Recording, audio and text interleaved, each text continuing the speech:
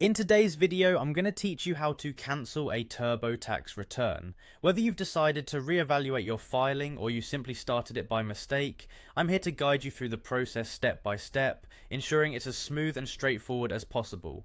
First things first, you'll want to open up your preferred web browser and navigate to the official Turbotax website. A direct visit to their site will save you from the hassle of going to the wrong place. Once you're there, look for the sign in option. You'll see it prominently on the homepage.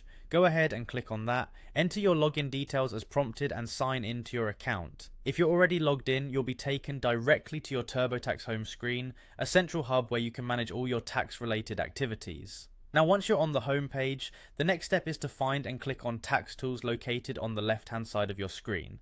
This is where a lot of useful options reside, including the tools we need today. After clicking Tax Tools, you'll notice a sub menu popping up right beneath it. Here, you want to select Tools. This area holds various options that can assist with many different aspects of your tax return. With the Tools menu open, you should now see an option labelled Clear and Start Over. This handy feature is exactly what we need. Selecting this option allows you to clear any data you have entered for your current tax return and start from scratch. It's a great feature for when you've hit a snag or just need to begin afresh with your filing details. You've almost completed the process.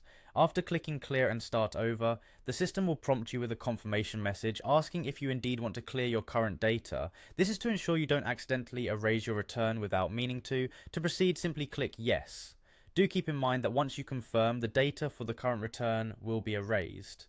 It's always wise to have any necessary information backed up or written down before performing this action to avoid losing anything important in the process. And there you have it. With just a few simple steps, you've successfully cancelled your TurboTax return, leaving you free to start anew whenever you're ready.